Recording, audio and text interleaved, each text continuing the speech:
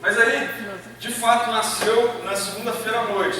Eu fiquei com isso na cabeça, fui dormir com isso, pensando nessa pergunta.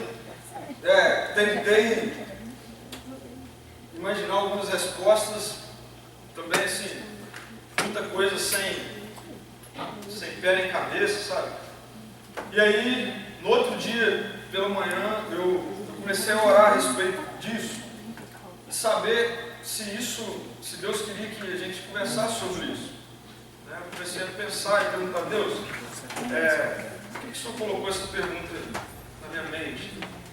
E aí eu comecei a orar, a pesquisar algumas coisas, e aí cheguei no texto que nós vamos conversar um pouquinho aqui.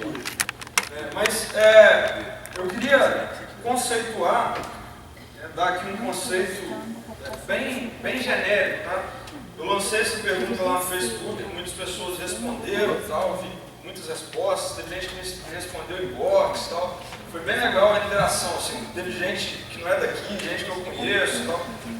Pedro, para mim a vida é isso. Deu para construir muitos conceitos.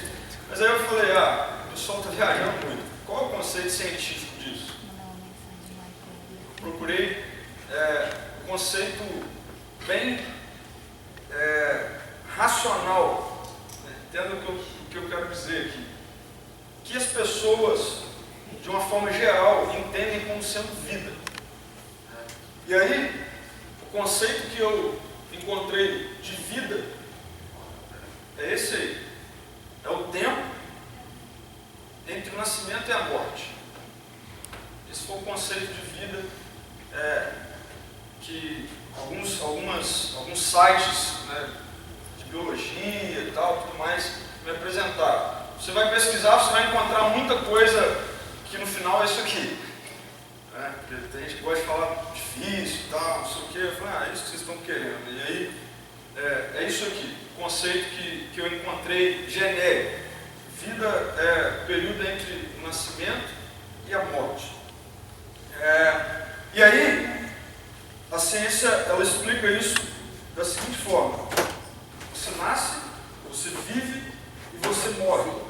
A gente pode dar palavras para isso, passado, presente e futuro. Passado, presente e futuro. E aí, eu queria de cara pensar com vocês aqui 3 coisas a respeito desses 3 momentos: passado, presente e futuro. O primeiro, que é o passado.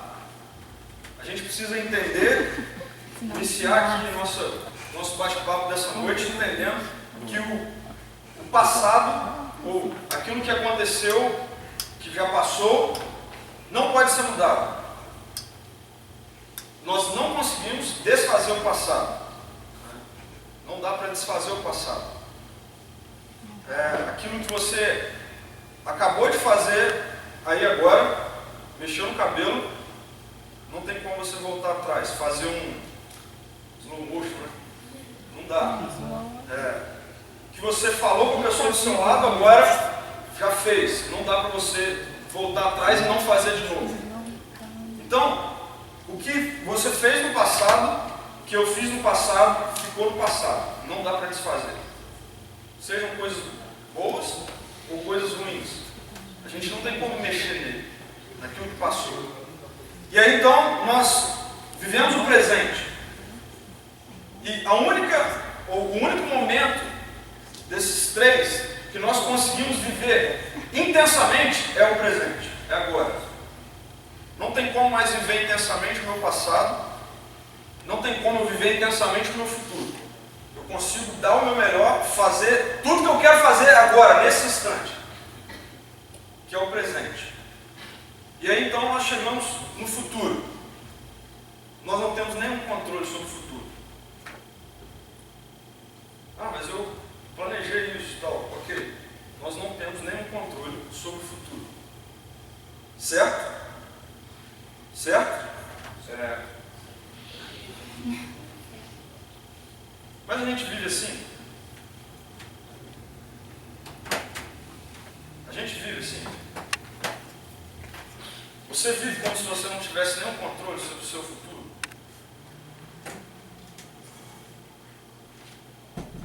tanto não quanto a palavra da moda é a palavra planejamento. Essa é a palavra da moda. Quando você vai pensar em casar, você faz um curso de noivos, não sei o que, para você planejar o seu futuro. Quando você começa a fazer ou sai da faculdade, você já vai começar a procurar meios para planejar o seu futuro. Quando você chega no domingo à noite e aí pensa na sua semana, você já senta, os mais organizados, e começam a planejar a sua semana. Nós vivemos tentando ter controle sobre o futuro. Nós vivemos tentando controlar o futuro. Eu creio que nas últimas décadas, mais do que qualquer outra época, nós temos vivido, isso é comprovado, pela enxurrada de livros, palestras, seminários, workshops, voltados para te ensinar a controlar o seu futuro. Para te ensinar a planejar sobre a sua vida, no que diz respeito ao seu futuro. Isso é tão forte que às vezes nós somos treinados a pensar mais no futuro do que viver o presente. Você já prestou atenção nisso? Que às vezes você se preocupa mais no seu futuro do que no seu presente. E existem aí alguns gurus, da área administrativa, famosos, que chegam ao extremo de dizer que sem planejamento estratégico, sem você moldar o que você vai fazer para chegar em determinada coisa no futuro, sem isso é impossível sobreviver hoje na nossa sociedade. Você vai ser deixado para trás. Enfim, o fato é que o planejamento virou a palavra da moda. E o que isso tem de prático? O que isso significa de prático? Então, assim, eu busquei também aqui um conceito no dicionário a respeito de planejamento. O que o dicionário diz que é planejamento? Olha só o que eu encontrei. É a tentativa de prever e organizar ações e processos que vão acontecer no futuro. Tentativas de prever e organizar ações que vão acontecer no futuro. Esse é o conceito que está no dicionário. É uma tentativa de previsão e de ações que você vai fazer para controlar o seu futuro, o que vai acontecer no futuro. Antes que você pense que eu sou algum maluco de achar que você não precisa fazer nada disso, que você precisa rasgar sua agenda, que você precisa parar de pensar na sua faculdade, ou que curso você vai fazer, ou o que você vai fazer no seu trabalho, ou tudo mais, antes de você achar que eu sou doido, que estou fazendo alguma apologia a isso, eu quero dizer que eu não estou, eu tenho a minha agenda, e a minha semana está toda planejada. Eu tenho a minha agenda e ela funciona de 3 maneiras: a curto, médio e longo prazo. Mas a pergunta que eu quero fazer nessa noite e que me deu pancada essa semana toda foi: como você planeja? Ou o que você quer quando você faz seus planejamentos? O que está na sua mente quando você abre sua agenda e planeja a sua vida a curto, médio e longo prazo? Eu queria que você pensasse nisso. O que está na sua mente quando você planeja a sua vida a médio, ou a curto, médio e longo prazo? Como você tem feito isso? Não existe erro em planejar. Okay? Se alguém não entendeu isso, eu vou reafirmar. O errado não está no planejar. E a Bíblia, inclusive, ela diz que o planejar é do homem. Nós podemos planejar, devemos planejar. Isso faz parte de organização, enfim.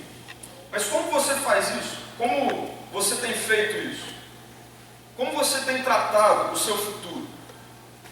Como você pensa na sua vida hoje relacionada ao seu futuro? Sabe por quê que eu estou fazendo essa pergunta? Porque muitas vezes, eu e você, Pois com um pecado meu aqui, muitas vezes eu lido com o meu futuro com presunção. Sabe o que é isso? Presunção. Só para quebrar aqui, não é presuntão.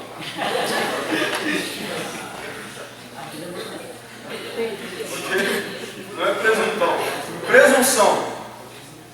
Beleza, já deu uma risada. Estava muito tenso assim. Só pancada e tal. Então olha só, sabe o que é presunção? Presunção é fazer os nossos planos como se estivéssemos no total controle do nosso futuro.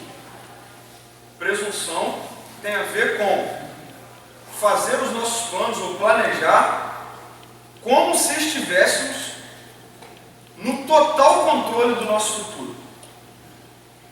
Isso é presunção.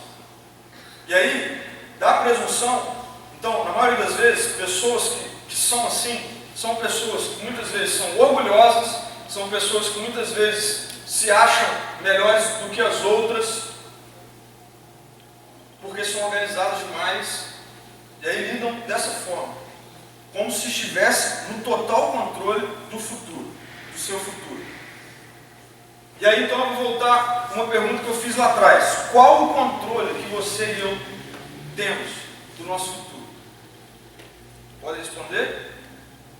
Qual o controle que você tem do seu futuro? Nenhum. E aí eu queria então que a gente pensasse um pouquinho a respeito disso, porque isso tem tudo a ver com a nossa vida, com a forma como nós vivemos, né? O nosso presente, pensando que temos total controle do nosso futuro, e aí lidamos com a nossa organização, o planejamento dessa forma. Eu queria que a gente trabalhasse isso, pensando, meditando um pouquinho no que Tiago escreveu na sua carta, no capítulo 4, dos versículos 13 ao versículo 17. Tiago 4, do 13 ao 17. O texto está projetado ali e diz assim: ouçam agora, vocês que dizem, hoje ou amanhã iremos para esta ou aquela cidade, passaremos um ano ali, faremos negócios e ganharemos dinheiro. Vocês nem sabem o que lhes acontecerá amanhã. O que é, ou qual é a sua vida? O que é a sua vida? Vocês são como a neblina que aparece por um pouco de tempo e depois se dissipa. Ao invés disso, deveriam dizer: se o Senhor quiser, viveremos e faremos isso ou aquilo. Agora, porém, vocês se vangloriam das suas pretensões. Aqui está a presunção. Agora, porém, vocês se vangloriam das suas presunções ou pretensões. Toda vanglória como essa é maligna. Pensem nisso, pois quem sabe que deve fazer o bem e não faz, comete pecado. Tiago escreve a carta dele, provavelmente para os cristãos que haviam se convertido na pregação de Pedro, logo após o Pentecoste. Pedro prega e mais de 3 mil homens se convertem, ou pessoas aceitam a mensagem do Evangelho e se convertem. E aí então, a partir desse momento, a igreja é dispersa. As pessoas vão para várias regiões. E aí, Tiago, então, ele escreve, provavelmente, a carta dele para essas pessoas que tiveram um contato há pouco tempo com a mensagem do Evangelho, a mensagem cristã, através de Pedro. E aí, então, agora, eles precisam aprender como devem viver a vida. E aí Tiago, então, ele provavelmente destina essa carta para essas pessoas, para pessoas que começaram a caminhada com Jesus, né, com o Evangelho. E nessa parte específica da carta, Tiago, ele fala em poucas palavras, são poucos versículos, muito sobre a vida. Muito sobre a vida. E que nos traz lições importantes a respeito de como nós devemos viver a vida. De como nós devemos viver a vida. A carta, então, escrita para aqueles primeiros cristãos, ela ecoa de forma hipercontemporânea para nós hoje. Algumas pessoas chegam a dizer que os escritos de Tiago é a fé em ação. Como que nós, então, colocamos em prática aquilo que a gente disse que a gente está seguindo. E eu creio que Deus me incomodou nessa semana a respeito disso para a minha vida, como você está vivendo aquilo que você diz crer?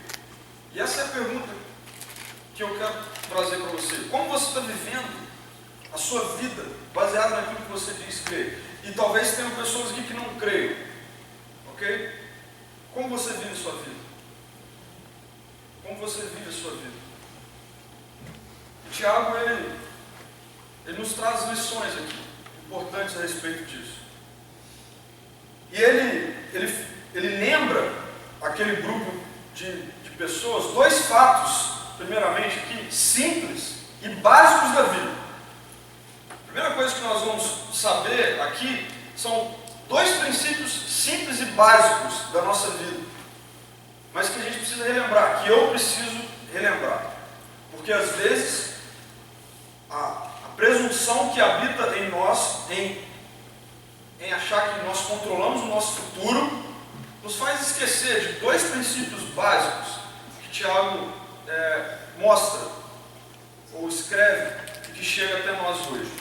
Então, um primeiro fato bem simples e bem básico que eu gostaria de reafirmar é que nós somos totalmente ignorantes quanto ao nosso futuro. Escreve isso. Nós somos totalmente ignorantes quanto ao nosso futuro. O cara está me chamando de ignorante? É. E essa aqui é uma palavra mais bonitinha para outra coisa. Quanto ao nosso futuro. E é isso mesmo. Pode espernear, pode querer. Nós somos ignorantes. Você e eu não sabemos o que vai acontecer daqui 5 minutos. E é isso mesmo. Nós não sabemos. Tiago diz assim: vocês nem sabem o que lhes acontecerá amanhã. Você pensou se ouvir isso? Por isso que eu falei que isso foi pancado para mim essa semana. Quando eu li isso, eu falei: o que esse cara está falando comigo? É isso mesmo. Pedro, você nem sabe o que vai acontecer com você amanhã, cara. Você está aí achando que tem controle da sua vida. Você vive a vida hoje pensando que está tudo controladinho, tudo certo. Você nem sabe o que lhes acontecerá amanhã. Mas a gente acha que nós sabemos. E nós vivemos muitas vezes assim, achando que nós sabemos o que vai acontecer com a gente amanhã. Eu queria, para ilustrar isso, contar a história da Laís. A Laís, ela é uma jovem de 25 anos, ginasta desde os 4 anos de idade. E é verdade mesmo, a maioria dos ginastas profissionais, eles começam criancinha. Eu fiz educação física, o Reis, é um crime, eu acho um absurdo. As crianças, elas são atletas a partir de 4 anos de idade. E a Laís foi uma dessas meninas. Ela participou no seu auge dos Jogos Olímpicos em 2008, em Pequim.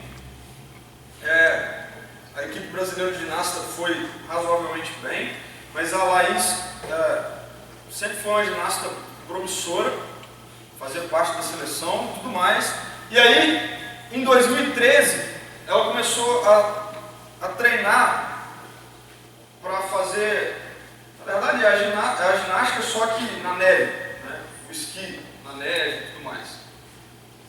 E todo esse planejamento e toda a estrutura foi montada para que então a Laís se desse muito bem e representasse muito bem o Brasil nas Olimpíadas de Inverno, que nós tivemos há poucos meses atrás.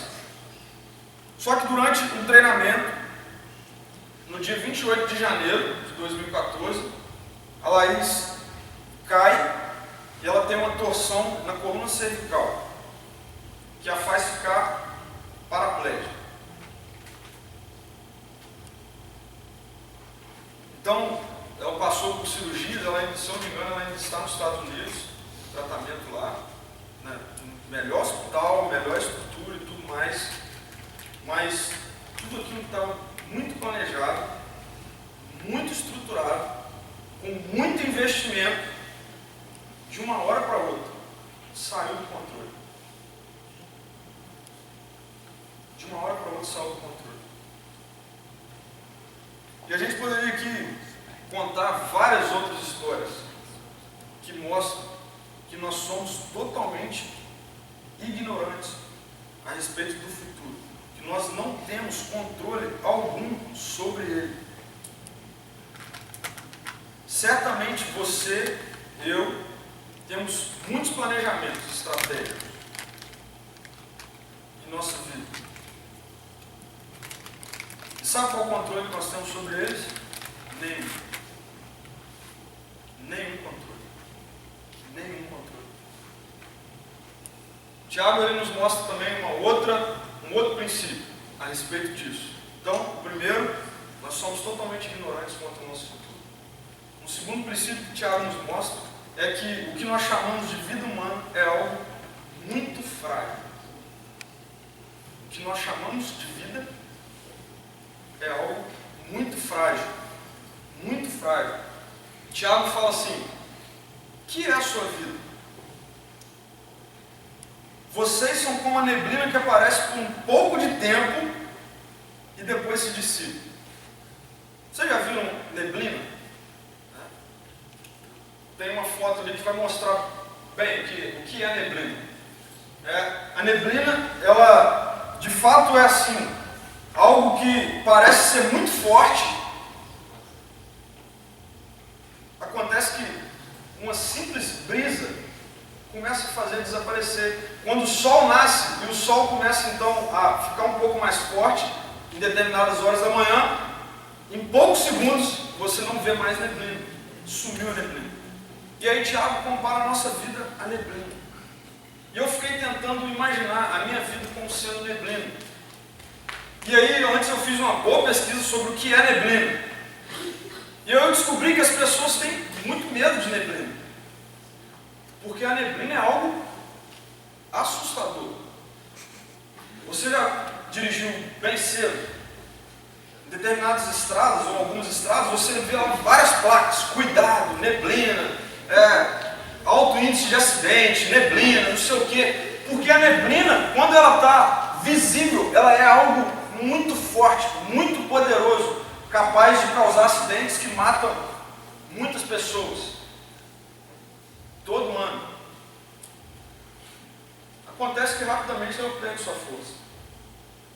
E aí eu entendi: minha vida é muito igual a isso.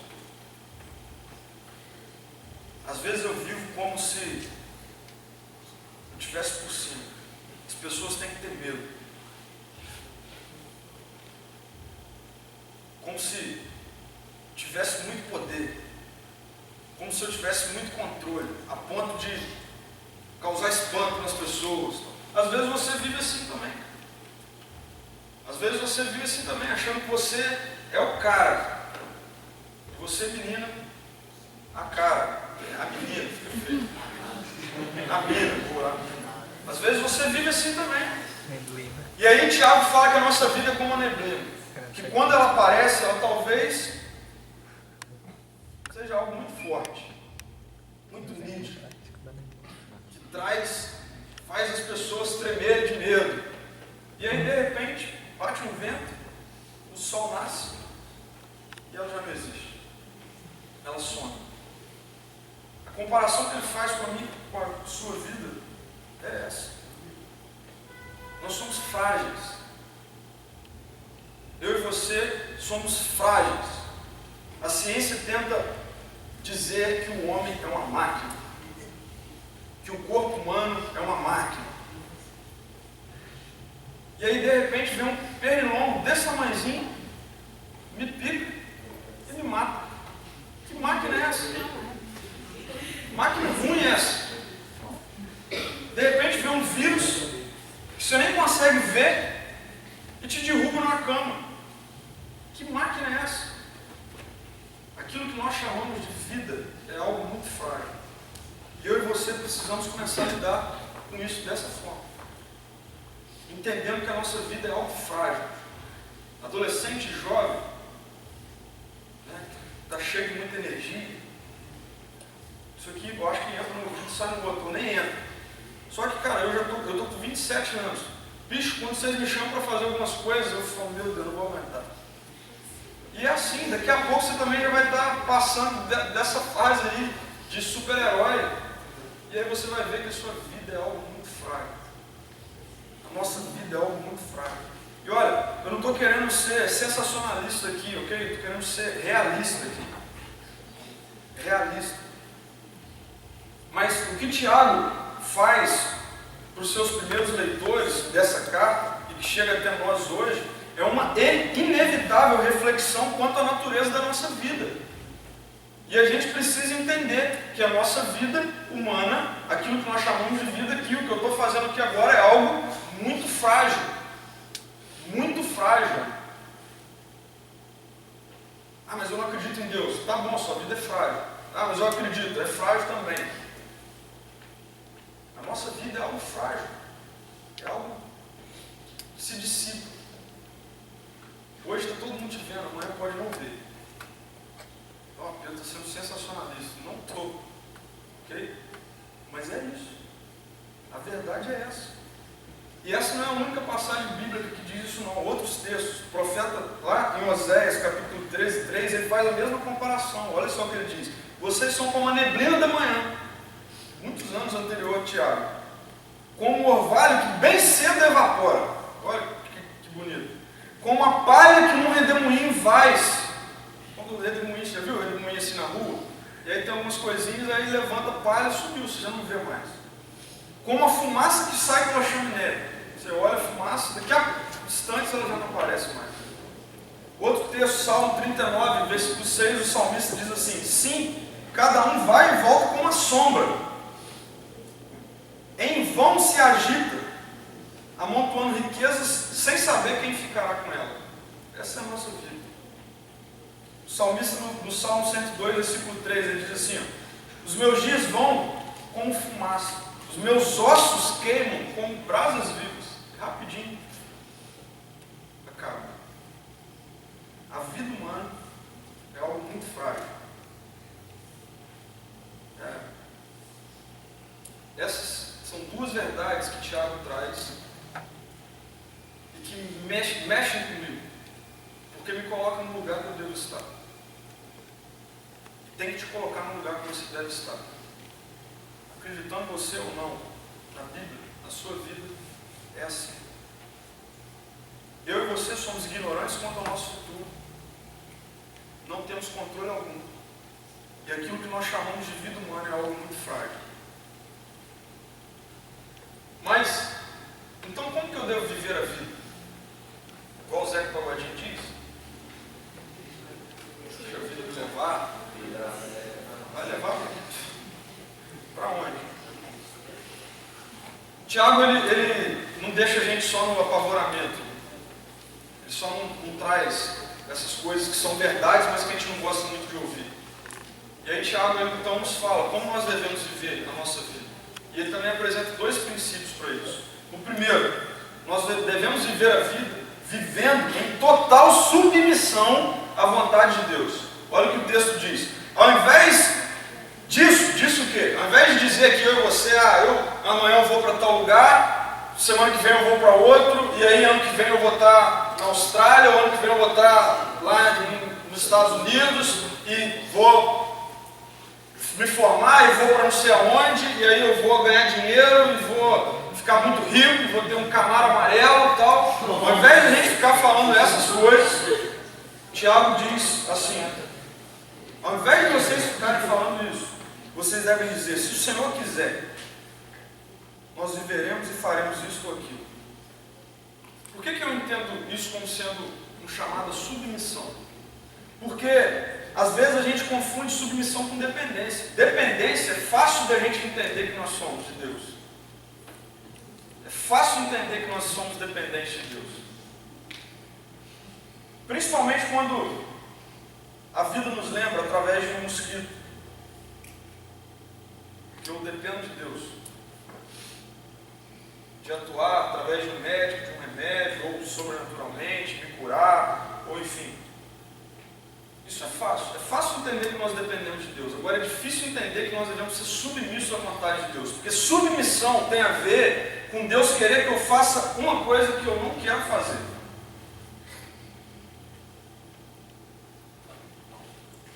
Isso é a forma como nós devemos viver. Submissos à vontade de Deus. submissos à vontade de Deus. Mas sabe por que nós devemos viver assim? Porque não existe melhor lugar, não existe lugar mais seguro para eu e você estarmos do que no centro da vontade de Deus. Não existe lugar mais seguro, melhor para eu e você estarmos do que o centro da vontade de Deus. Às vezes o centro da vontade de Deus para a sua vida não é que você passe na USP, é que você passe em alguma outra faculdade aqui perto da sua casa. Às vezes a vontade de Deus na sua vida não é que você ganhe 20 mil reais por mês. Às vezes a vontade de Deus para a sua vida é que você ganhe 5 mil reais por mês. Queira estar no centro da vontade de Deus. Queira estar no centro da vontade de Deus. Por quê? Porque a nossa vida é como uma neblina que vem e rapidamente vai embora. Mas Tiago também nos mostra uma outra forma de viver a vida. Planejando sim. Planejando sim. Só que dependendo de Deus. Aqui ele faz uma apologia à presunção. E aí ele diz: agora, porém, vocês se vangloriam das suas pretensões, ou seja, dos seus objetivos. Vocês sentam lá para planejar e fazem todo o planejamento estratégico da sua empresa e tudo mais, da sua vida, da sua família, algo que a gente faz o tempo todo. E aí você começa a viver como se tudo dependesse disso que você está fazendo. E aí ele fala assim: essa vanglória é maligna. Anota isso aí, se você puder. Pretensão sem submissão é coisa que vem do inferno. Pretensão sem submissão é coisa que vem do inferno. E aquilo que vem do inferno é a pior coisa que eu e você podemos experimentar. Pretensão sem submissão a Deus é coisa que vem do inferno. Não é o melhor lugar para eu e você estarmos. Tiago estava exortando os caras, em sua maioria judeus, porque eles entraram numa de se acharem bons planejadores. Né? Olha como o texto começa. Pô, vocês estão falando aí que amanhã vocês vão para tal cidade, vão montar uma filial da empresa lá, e aí vão negociar, vender e vão ficar ricos. E aí ele entra: o que é a sua vida? E ele, ao invés de fazer isso, dependa de Deus. Essa vanglória de vocês em planejar um negócio, em ser ótimos planejadores, é algo que não vem do céu, é algo que vem do inferno. E eu queria, a partir de uma exortação que veio até mim, exortá-los nessa noite. Galera, muitas vezes a gente vive um evangelho, um cristianismo de teoria. E quando nós planejamos, Deus é colocado no armário. A gente começa então a planejar a nossa vida, muitas vezes ouvindo o bam na área de planejamento estratégico. E não tem problema nenhum nisso não, tá? Mas acontece que a gente não só faz isso, como a gente esquece de que a nossa vida depende do que Deus quer para ela. Eu prestei atenção nas colocações que foram feitas lá, né, sobre a minha pergunta: o que é a vida? E eu acredito que 100% delas está correta. A vida é algo que a gente encontra quando Jesus entra na nossa vida. Jesus é a vida, tá, tudo mais, ok. Mas a minha pergunta é: você vive assim? É isso que você vive? Muitas vezes eu não. Sabe por quê? Porque uma prova disso, que eu não vivo a minha vida muitas vezes assim, é que se amanhã eu perder alguém muito próximo a mim, eu vou entrar em desespero. Sabe o que isso mostra? Que na verdade, na prática, a gente é muito apegado ao que a gente chama de vida agora. E por instantes muito rápidos nós esquecemos da nossa vida, de algo como sendo eterno. Por isso que eu quero ser o máximo prático hoje. Eu queria que você pensasse na sua vida da forma como você vive ela hoje. Eu sei que por muitos momentos a nossa vida, no que diz respeito ao nosso futuro, ao planejamento, é algo que está só aqui dentro da nossa cabeça, é algo que está no papel já, tudo formatadinho, e Deus não está muito ligado nisso não. E a gente não está colocando muito a nossa vida em submissão a isso não. E o chamado para a minha vida e para a sua vida nessa noite é: viva a sua vida submisso à vontade de Deus. Viva a sua vida planejando. Senta, faz a sua agenda, planeje o seu futuro, mas faça isso na dependência da vontade de Deus. Na dependência da vontade de Deus. Provérbios capítulo 24, versículo 1 diz assim: não se gabe do dia de amanhã. Não se gabe do dia de amanhã, pois você não sabe o que este ou aquele dia poderá trazer. Essa é uma verdade que a gente precisa gravar. Agora, essa é a grande luta travada em nós desde a queda. As coisas não eram para ser assim. Acontece que, a partir da queda, que nada mais é do que o homem querer se tornar independente de Deus, foi isso que trouxe a queda. O homem querer se tornar independente de Deus, ele querer governar a sua vida.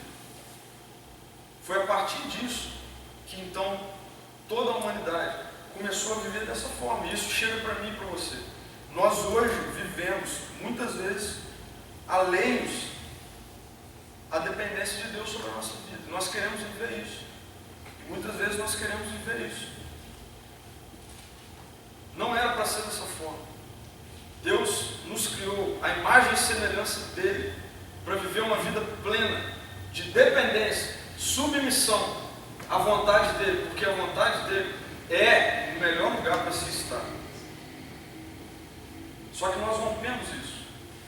Nós queremos ser independentes de Deus, e é isso que eu e você queremos ainda hoje, ser independentes disso. Porque quando nós planejamos e esquecemos de Deus, o que está acontecendo é novamente isso, um retrato do Éden. Um retrato do Éden acontecendo. O inimigo soprando. Pô, você vai depender de Deus para isso? Você pode fazer isso sem Deus. E aí a gente então começa a viver a nossa vida assim. Só que o resultado disso é morte. O resultado disso é desgraça. O resultado disso é estar no pior lugar do mundo, que é distante da vontade de Deus. E era para a gente viver assim eternamente. Planejando, quebrando a cara, morrendo, morte, dor, tristeza, o tempo todo, eternamente. Mas aí Deus falou: eu amo um povo. Eu quero fazer de novo essa galera entender que o melhor lugar para se estar é no centro da minha vontade. E aí então ele bola uma forma de fazer um engate. Chama Jesus. E aí esse homem veio e viveu a minha vida, a sua vida, como a gente nunca deveria ter deixado de viver. De forma plena, submissa, dependente. Certa vez Jesus disse: eu só faço o que o Pai quer que eu faça. Jesus viveu assim, porque essa era a minha e a sua vida. A gente era para viver assim: eu só faço o que o Pai quer que eu faça. Porque é o melhor lugar para se estar. E aí Jesus então vive a nossa vida. Acontece que a nossa decisão de dependência lá atrás gerou um salário, gerou um preço. E esse preço é a morte. E aí então Jesus teve que morrer. E ele morreu na hora que ele estava na cruz. E ele, num determinado momento, achou que estava sozinho, desamparado. Foi nesse momento que a nossa independência, o nosso peso de pecado, de rebelião, estava totalmente sobre ele. Jesus então morre. Mas como quem era para estar morto era eu e você, porque nós temos pecado, e Jesus não, e ele não pecou, ele levou sobre si, mas ele não tinha pecado, então a morte não pôde prender. Jesus ressuscitou. Sabe por que Jesus ressuscitou? Jesus ressuscitou para fazer eu e você hoje, em 2014, começarmos a viver uma vida onde Ele quer que a gente esteja. Começarmos a viver uma vida planejando aquilo que Ele quer que eu e você vivamos amanhã, mês que vem, daqui 2 anos, 5 anos. Porque o melhor lugar para se estar, o melhor lugar para se viver é no centro da vontade de Deus.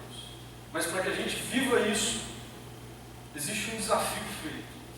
E o desafio é: se renda a isso que Jesus fez por você. Uma coisa eu tenho certeza: ninguém vai sair daqui discordando de mim a respeito das 2 verdades sobre a vida. Que ela é frágil e que a gente não tem controle sobre amanhã. Ninguém vai sair daqui discordando disso. Tenho certeza disso. Você sabe que a sua vida é frágil, que você não tem controle sobre ela amanhã. A partir daquilo que Jesus fez por mim e por você, a gente tem uma opção. Na verdade, 2. De passar a viver a vida aonde Jesus quer que eu e você estejamos, no melhor lugar do mundo, no centro da vontade dele, até que ele volte. E aí, plenamente nós viveremos isso, porque hoje eu ainda continuo planejando, e na hora que eu vou ver o negócio na prática, está dando tudo errado. Porque eu ainda não tenho a vida dele plenamente em mim, você ainda não tem a vida dele plenamente em você. Nós estamos sujeitos a isso, mas o engate está aí para isso. Volta, vem cá, se aproxima de novo de mim. É isso que eu quero com você. Nós temos a opção de querer viver a nossa vida adentrada nessa verdade que se chama Evangelho e que faz com que eu e você passemos então a viver a nossa vida no melhor lugar do mundo, no centro da vontade de Deus. Ou nós temos uma segunda opção que é, ok? Não tem como eu ir contra os 2 primeiros princípios, de que a minha vida realmente é frágil e de que eu não tenho controle sobre amanhã, mas eu quero continuar vivendo, quebrando a cara, até que a morte venha. Esse é um direito seu. Mas o melhor lugar para você estar é no centro da vontade de Deus. Eu queria que você fechasse seus olhos, que a gente orasse.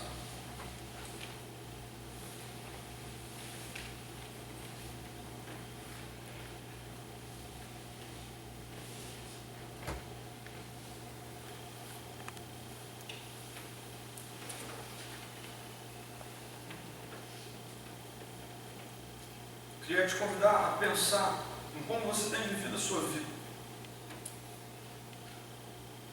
Esse cara está me chamando para eu vir para a igreja. Não, eu não estou te chamando para você vir para a igreja. Esse cara está me chamando para eu começar a falar que eu sou crente. Não, não estou falando isso. Ok? Desarme-se. Tire da sua cabeça de que o que a gente prega aqui é uma religião. Tá?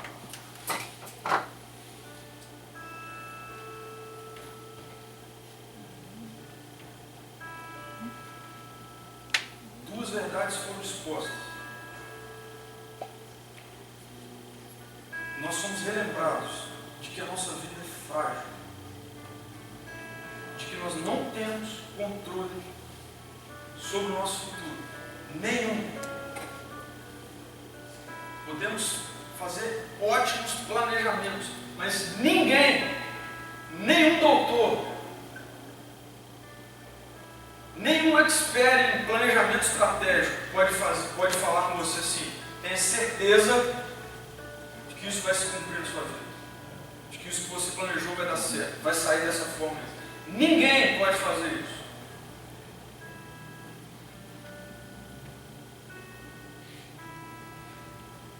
Ao invés disso, nós podemos viver uma vida no melhor lugar do mundo, que é o centro da vontade de Deus, por causa do que Jesus fez por mim e por você. A morte de Jesus naquela cruz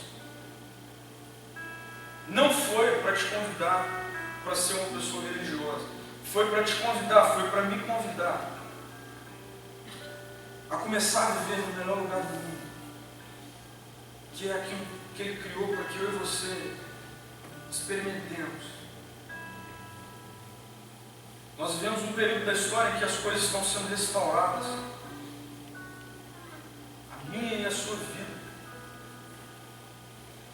Você e eu temos muitos planejamentos, muitas agendas já feitas.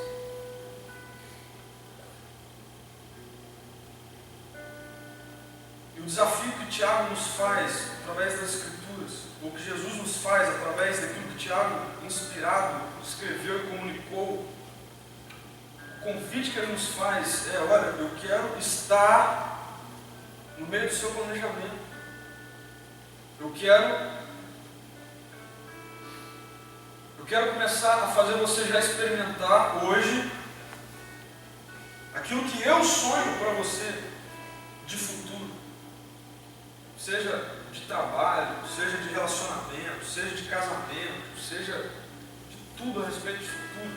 O fato é que Jesus, antes da fundação do mundo, Deus já havia planejado. O salmista diz que todos os nossos dias foram contados, quando nenhum deles existia. Nosso Deus é um Deus pessoal, que o salmista diz que nos conhece desde o ventre, quando nenhum sopro de vida existia.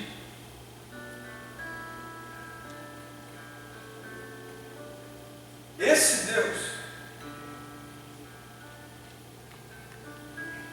quer planejar junto com a gente.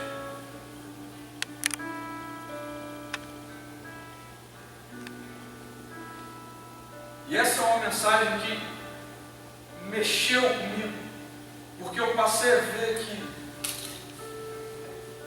eu estava começando a achar que tinha controle sobre muitas coisas, que eu consigo desenhar o que vai acontecer amanhã e vai acontecer. E aí então Deus me levou nessa semana a me perguntar: o que é a sua vida? O que é a sua vida?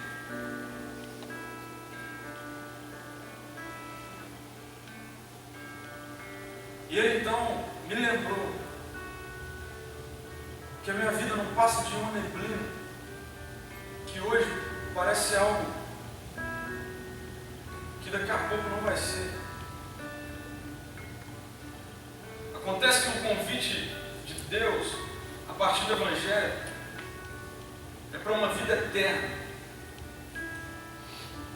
que não acaba. E Ele já quer fazer parte da restauração da minha agenda, porque um dia a agenda dele vai estar plenamente instaurada sobre a minha vida, e aí eu vou plenamente viver o que Ele quer que eu viva. Mas Ele já quer que eu experimente disso hoje. E a mensagem de Jesus para você hoje é: Jesus já quer que você experimente da eternidade hoje, fazendo parte da sua agenda, de forma prática. E não é nenhum convite para uma frase clichê: ah, se Deus quiser vai fazer isso, se Deus quiser vai fazer aquilo. Não. O convite de Jesus é: eu quero viver em você. Eu quero fazer você sonhar aquilo que eu sonho para você. Eu sempre tive crise com alguns textos que dizem assim: peça, tudo que você pedir vai ser feito.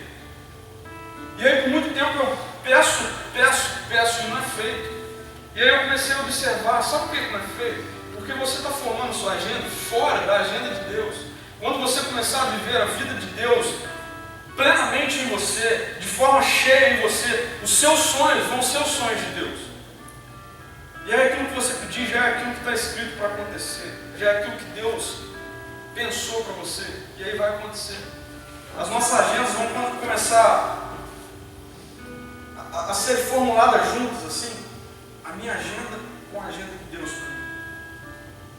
Isso que a Escritura está dizendo, que é viver o tempo todo dizendo: Deus, se você quiser, vai ser assim. Como está a sua vida? Como está a sua vida?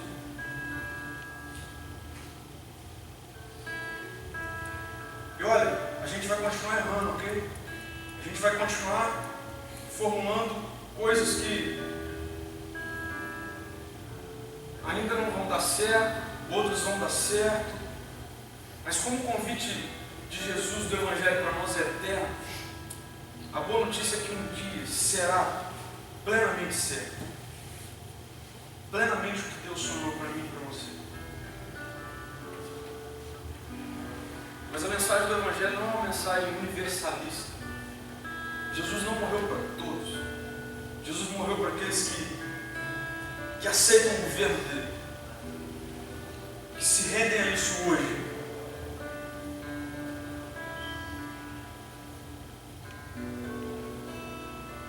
Porque um dia não haverá mais choro, não haverá mais dor, todo sofrimento acabará, as agendas não serão mais interrompidas pela morte, porque ela não existirá mais.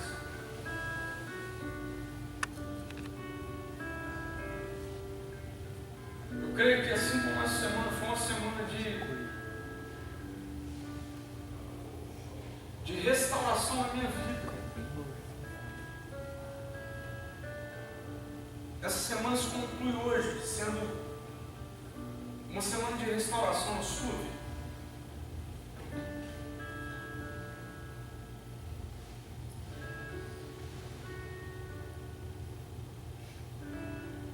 Eu queria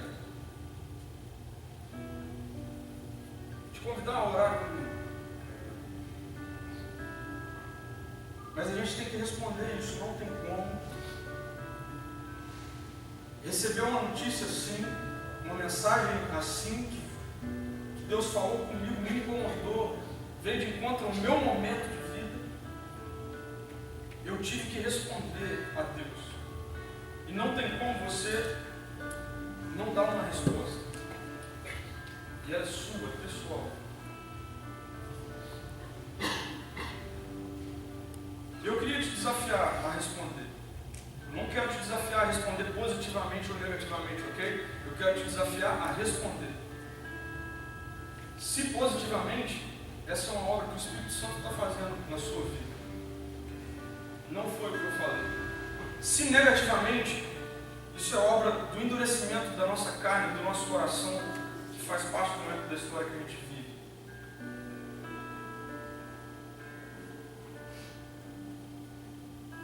Mas a resposta que eu tive que dar para Deus é: Pedro, você quer que eu faça parte da sua agenda? Que eu controle a sua agenda? Você quer que de fato você se submeta a estar onde eu quero que você esteja? E aí ele me lembrou, porque esse é o melhor lugar para você estar. E eu respondi isso no meu quarto,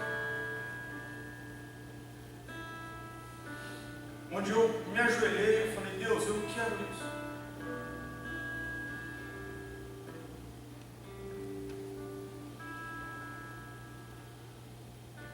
E eu queria te dar o privilégio dar uma resposta para Deus.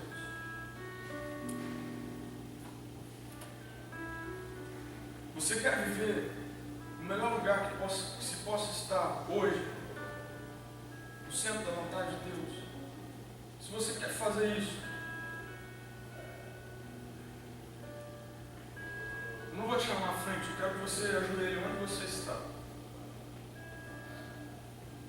Que você faça essa oração. Deus, eu declaro que minha vida é falha, que eu não tenho controle sobre o meu futuro, mas que eu quero passar a viver no melhor lugar do mundo, que é o centro da sua vontade.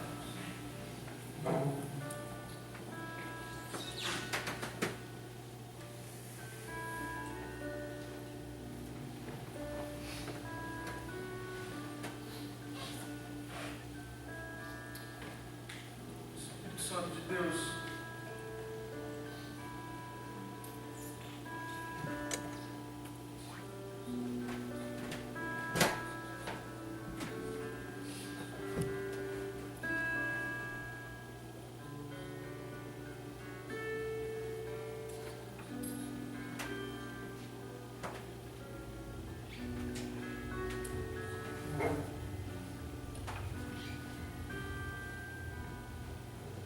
Deus, nós queremos viver no centro da sua vontade. Enquanto nós vivemos aqui esperando a sua volta, ou esperando que o Senhor nos chame, nós queremos viver já no centro da sua vontade, Deus. A gente não quer ficar o tempo todo quebrando carro, cheio de pretensões, de vanglórias em cima dessas pretensões, de que nós temos muito controle, de que está tudo bem planejado. Senhor, nós não queremos isso. Nós queremos viver uma vida de submissão, dependência à sua vontade, de forma prática. Por isso eu peço, Jesus, enche o coração dessa galera que está aqui nessa noite. Encha do teu Espírito, que é o melhor, mais expert em planejamento que a gente pode conhecer. Encha-o de sabedoria, de discernimento para ouvir a tua voz, de discernimento quando estiverem planejando suas agendas, o seu futuro, até que o Senhor volte, até que o Senhor nos chame, onde plenamente nós viveremos tudo aquilo que o Senhor quer para a gente. Essa é a vida que nós queremos viver. Essa é a vida que nós queremos viver, Deus. Tudo aquilo que o Senhor quer para a gente. Até que eternamente nós venhamos a experimentar uma agenda sem interrupção e sem erros. A eternidade na tua presença, Senhor. Amém.